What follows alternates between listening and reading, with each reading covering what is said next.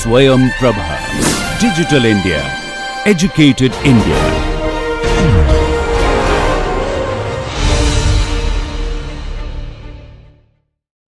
Namaskar. You have stepped into a course that is going to change the way that you look at data. Not just how you analyze it, but also how you communicate it. My name is Nivid Desai. I serve as the Program Executive at Writing Studio IIT Gandhinagar. Welcome to Writing for Data Science. This course is at the intersection of analysis and communication. As all of us know, data analysis is not just about coding and models. It is about solving real-world problems. And that is exactly why every single thought that goes into solving those problems needs to be communicated. And not just to one audience, across multiple stakeholders. That is where this course comes in. This course prepares you with the foundations of writing, especially curated for data science. We will discuss audience analysis, critical thinking, logical reasoning, as well as storytelling that is native to data science. So join me on a journey at the intersection of numbers and narratives. I'll see you in class.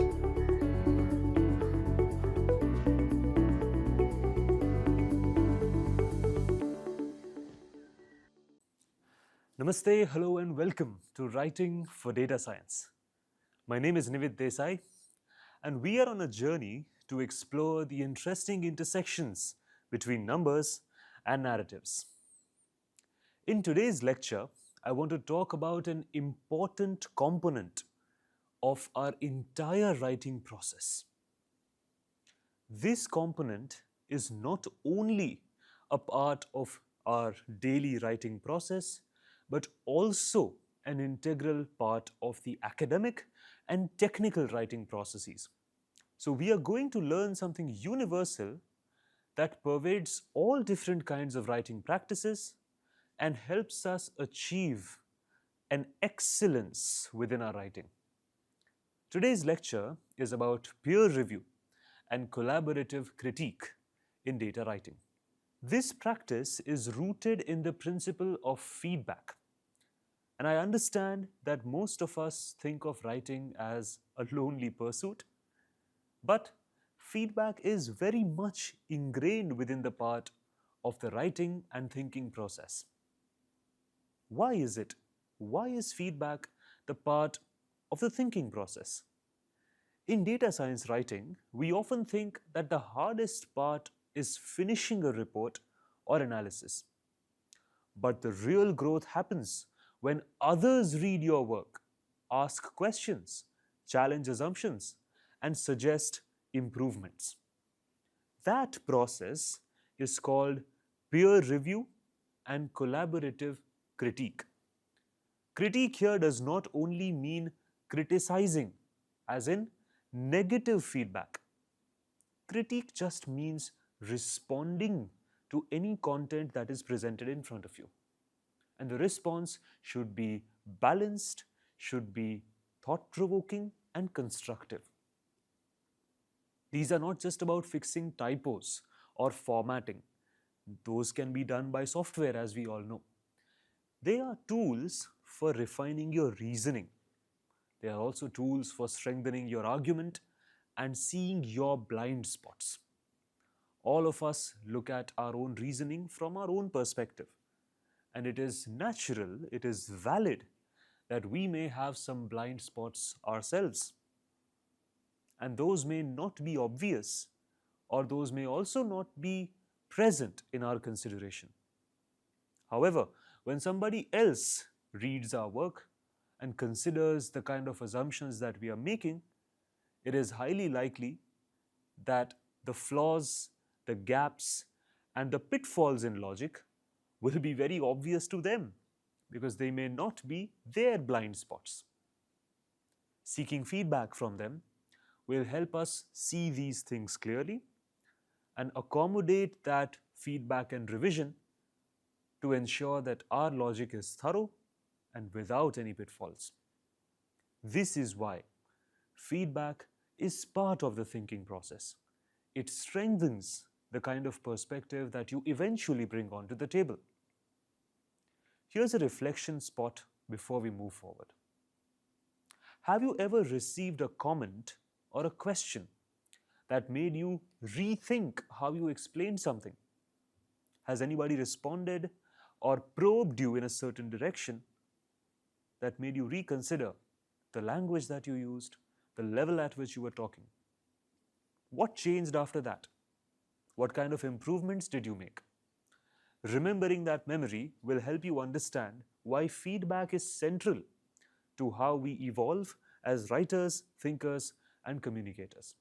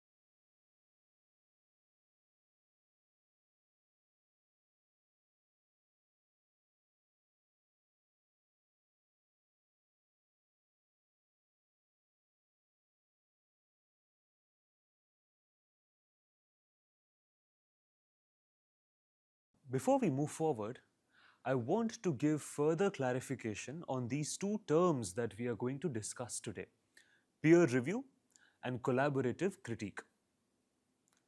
Peer review and collaborative critique are both new terms for us, I understand that.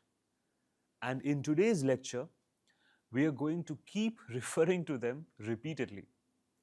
So I think it is important that we gain some background into what they are and how they work. So let's begin with peer review. What is peer review?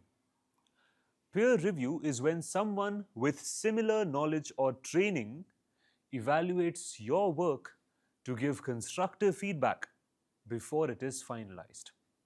Some keywords over here: someone with similar knowledge or training. The word peer in technical and academic writing has a special meaning. It means somebody who knows what you are talking about, somebody who understands the vocabulary, the depth of knowledge, and the field expertise that you are bringing to the table. They may be at the similar, same, or even more advanced level of knowledge proficiency within the field that you are practicing. That person is your peer. It is a technical term, it is a jargon. That is why it is important that we understand what these words mean. Somebody who has similar knowledge or training, meaning they will know the jargon, they will know the technical terms, they will know the methodology, and therefore they will be qualified and equipped to give you constructive feedback, not just pointing out flaws or not just pointing out mistakes, but giving you constructive feedback on how to build this thinking direction better. And they are roped in before your draft is finalized, before your entire argument is in its full form. So how does it work for us? In data writing, this could include checking if your conclusions follow from your evidence, spotting unclear phrasing or unexplained methods, suggesting better visualizations or examples, challenging assumptions, biases, or logical gaps. If you consider, these things are more likely to be missed by us whenever we are preparing a first draft. Because as we discussed, all of us run the risk of looking at our first draft from a limited scope of perspective. Yes, it is a worthy pursuit to start widening your perspective, but it is also too much to expect from our own selves to have a really expansive perspective in the first draft itself. That expansive perspective may not come naturally. It may take years to build that perspective. That is why we ask our peers to review and critique our work. For example, you write something like, "The model performs well across all user groups," but a peer points out Did you test that across gender, age, and regions separately? This happens because the peer does not have the same blind spots. They do not have the same assumptions that we do. And also because they understand the technical definition of evaluating model performance really well. This is why they can point out a logical nuance that we might have missed in our analysis. If we consider their feedback, our claim becomes stronger, it becomes clearer, and it becomes much more valid to defend. This is why peer review is a central part of both thinking and writing. Now that we've understood what peer review is, let us move on to the other 50% of today's lecture, collaborative critique. What is collaborative critique?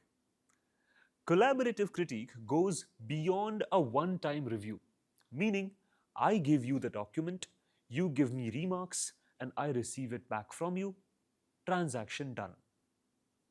That is not what collaborative critique is. It goes beyond that. It goes beyond just a simple glance and a few remarks of improvement.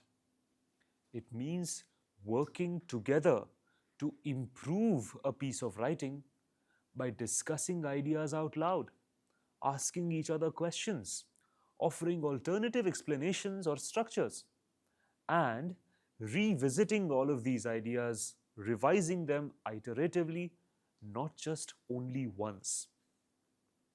These are the practices of collaborative critique.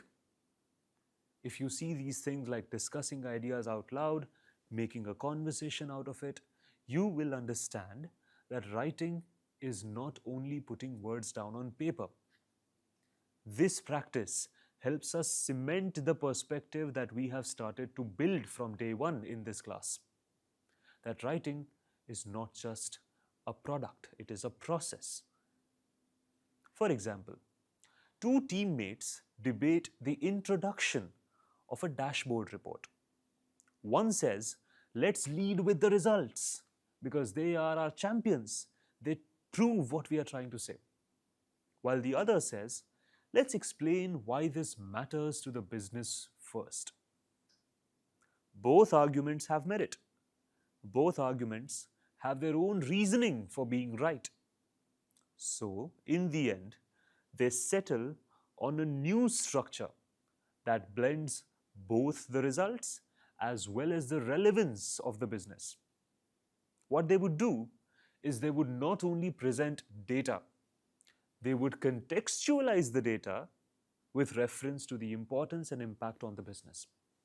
That is the result of collaborative critique. Now that we have understood what peer review is and what collaborative critique is, let's see why they matter in our work. In data work, writing is not just about showing what you did. We have discussed this in the past lectures as well. Reporting data is not data writing. It is about convincing, it is about clarifying and taking responsibility. Good peer review helps you make your writing more understandable. It avoids overconfidence or vague language. It helps you catch gaps in reasoning or unsupported claims. And it helps you write for your audience, not just for yourself. All the practices that we have learned so far only get enhanced with the help of good peer review and collaborative critique. For example, before publication, most scientific studies also go through multiple layers of peer review. And this is not just for grammar, it is also for validity, methods, and ethics. The same care should apply to data-driven writing used for decisions as well. You might have heard about peer-reviewed journals in science. In that name, the peer review is exactly talking about what we just discussed. Let's assume that somebody from across the world has proposed a new scientific principle or a new scientific experiment. How are we to trust that person? How are we to see if they are doing exactly what needs to be done or whether they are correct or right at the end of it? We don't have a measure of testing except for peer review. So their paper goes to a peer who understands the same field, who has the same types of expertise, and can see it from a new perspective. That peer review helps us gauge whether the person in the beginning has made the right decisions and assumptions or not. After having gone through peer review once or twice or multiple layers, the paper is revised, the paper is edited, and then it is published. This is why they become robust scientific documents. Think about the kind of clarity that will reflect in that document because it has gone through these many layers of peer review. And now, imagine what your data writing could do after having gone through this much scrutiny. Here's an exercise for you. You wrote, "Our churn model is effective." What are the three things that a peer should check or ask you when they are trying to critique your work? Think about it from a writer's point of view first, and then from a critique's point of view later. Think about why these questions would matter. I will come back to you with a step-by-step explanation of how the peer review process actually works.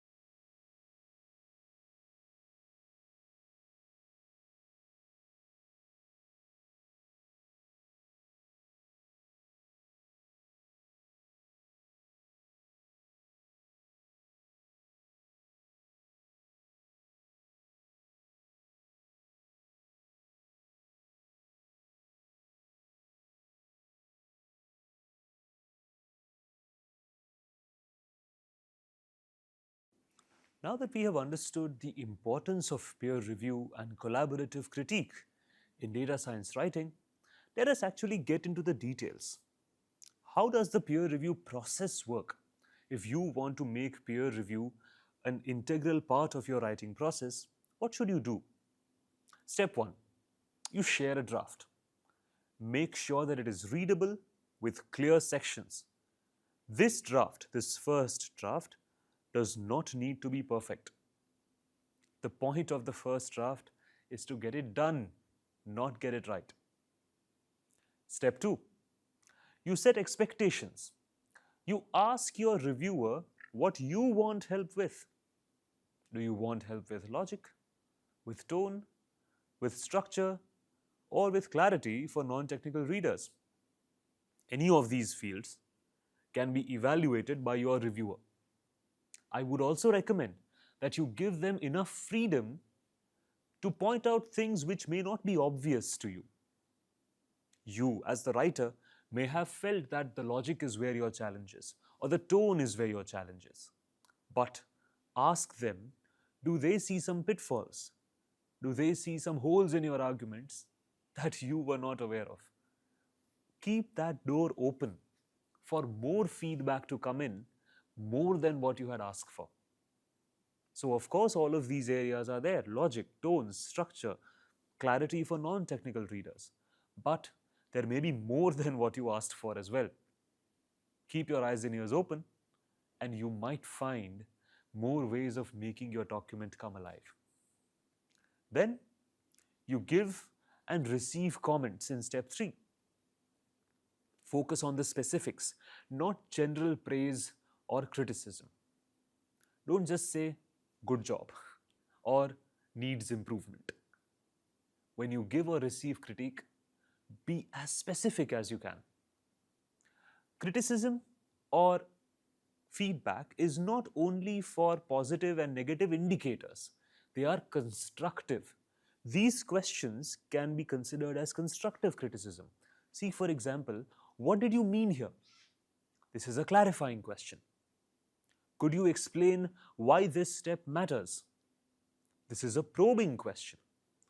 All of these are questions that help the reader and the writer think a little more clearly, a little more in detail, to defend the decisions and choices that they have made. Then you revise based on the feedback. Don't take comments personally. I know it is difficult. I know it is difficult. But don't take comments personally. See them as tools to sharpen your thinking process. The comments are about the work, not about you. And it is okay even if they have pointed out gaps and lapses within your logic. We have spent enough time discussing why people make more mistakes in logic than being right.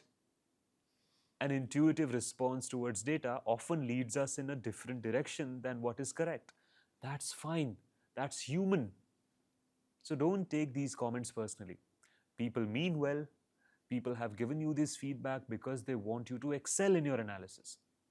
Therefore, please consider them as ways to improve your thinking pattern, to sharpen your thinking pattern. Before we move forward, here's a reflection for you.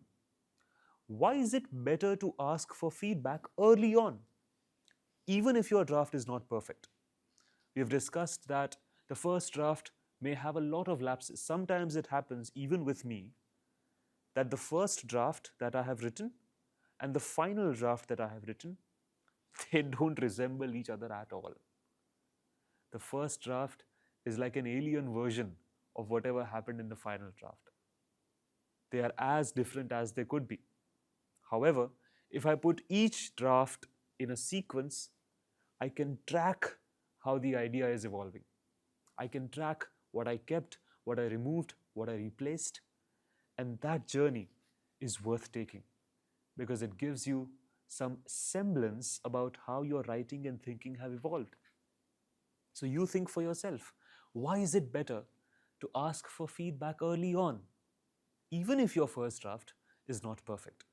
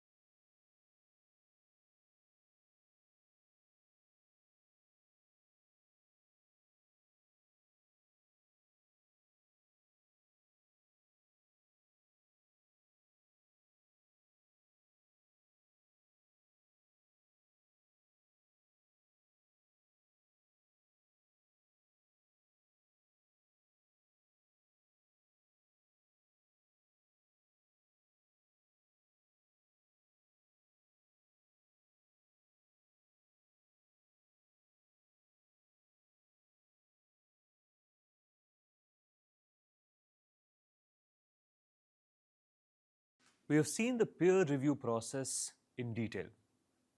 So now I want to introduce you to some best practices for giving and receiving feedback, especially when you have to make the feedback constructive. So let's begin with giving feedback.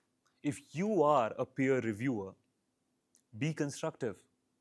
Focus on improvement, not on pointing out flaws.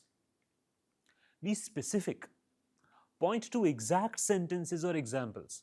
And even in your feedback, be specific about what you want them to do. Be balanced. Mention strengths as well as areas to revise. Because if you only point out flaws and mistakes, you might run the risk of coming across as a very harsh reviewer. So also point out what they have done well and also point out where they need to improve. You can use questions as well. For example, have you considered doing so and so is more useful than clearly pointing out this is wrong. This is also about tonality.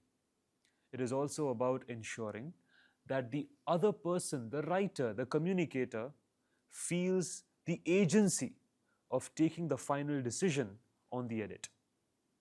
Here's an example feedback. Instead of saying, "This doesn't make sense," you can try, "Can you explain how this conclusion follows from the evidence?" This means at an underlying level that you may not have had the full logic laid out, but it puts the writer at the premier position and gives them an agency, a chance to explain how the conclusion follows from the evidence. One hopes that in that explanation, they will find out that the logic does not come through as smoothly as possible. Now, when you receive feedback, if you are the writer who has given your work out to be reviewed by your peers, and if they have written feedback to you, don't defend too quickly. Listen first. You don't have to defend every choice that you have made. Even if you have an explanation, don't jump right in to start accusing the other person of not reading as clearly as they could. Listen first. Listen to what they have to say. Then clarify if something is unclear. For example, can you say more about what confused you? If somebody has told you that your explanation is confusing, you can also ask clarifying questions so that their feedback becomes more enriched and more functional for you to adapt. Then ask follow-up questions. Would a chart help here? Should I rephrase this example? All of them are conversations that build on initial feedback and help it arrive at something concrete, something actionable. And then reflect before you revise. Is it actually aligning with what you want to say? You also have the right to reject a feedback if it does not align with what you have to say. Here's a quick exercise for you before we move forward. Write a helpful peer comment for this sentence right here. Our results prove that the new feature is the reason behind the sales increase. If you are the one giving peer review, what would you do? What would you say? Mind you, we have already seen these rules for giving feedback, so keep them in mind and then give constructive peer comments to this question on your screen right here. I will come back to you with the concluding remarks for today's lecture.